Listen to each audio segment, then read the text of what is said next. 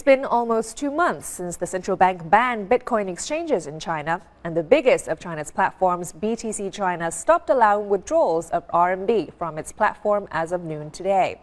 Does this mean that the Bitcoin market has left China for good? Well, not really. Our reporter Mi Jiayi talked to industry experts to find out just what's going on. It's already winter for Bitcoin exchanges in China. The government banned Bitcoin exchanges in early September, and the smaller exchanges closed almost immediately. Of the 3 remaining major exchanges, one shut down all operations Monday, and the other 2 announced closure as of Tuesday. One analyst says, however, that this doesn't strictly mean the end of Bitcoin trading in China, as offline trades have become more active since the government ban. Apart from trading exchanges online, there is a lot of over-the-counter trading as well. I've seen at least 4 platforms helping people locate OTC sellers and buyers. So in other words, Bitcoin trading in China is not over. It is just continuing in another form. Cao warns that OTC trade is also very risky and that buyers and sellers should watch out for high-stake trade risks. The Bitcoin price surged to more than $6,300 per coin during trade today. That's 5 times more than its price in January, which was less than $1,000 per coin. In addition, mining operations for Bitcoins in China, mostly in the southwest, are still working despite the government ban on trading.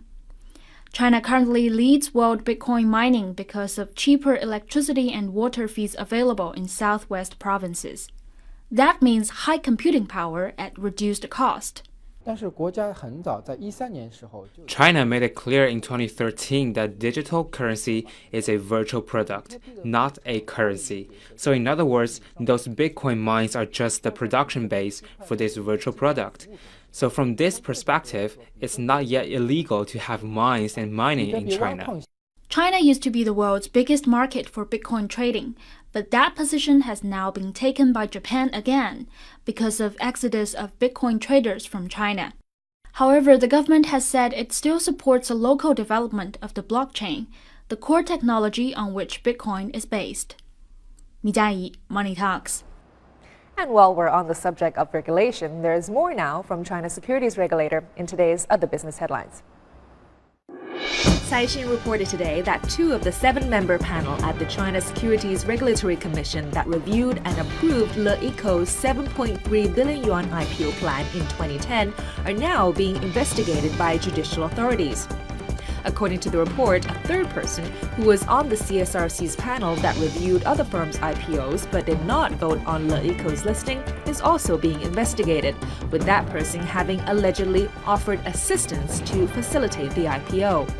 The probe hasn't finally determined whether wrongdoing was committed.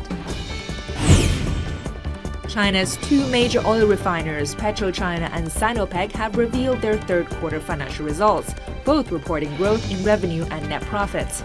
PetroChina's net profits reached 17.4 billion yuan in the first 9 months this year, up 903% from the same period last year. That flies somewhat in the face of a Bloomberg report yesterday saying the company's sagging share price now amounts to the biggest loss in shareholder wealth ever. Sinopec says in the first 3 quarters, revenue reached 1.74 trillion yuan, and net profits came in at 38.4 billion yuan, up around 30% from a year ago. Analysts attributed the growth in both companies to stabilizing global crude oil supply and demand, and to the fact that average prices for crude oil have gone up around 20% from last year. Leading Japanese digital camera maker Nikon announced yesterday the closure of its plant in Wuxi, Jiangsu province. According to the company's announcement, the Wuxi plant has stopped operation mainly due to the rise of smartphones. Nikon Imaging China Company, which was established in Wuxi in 2002, was responsible for the manufacturing of digital cameras and lens units for digital cameras. The Japanese camera maker has 2 other digital camera production bases, both in Japan and Thailand. Industry insiders estimate that a total of 2,200 employees will be affected by the shutdown.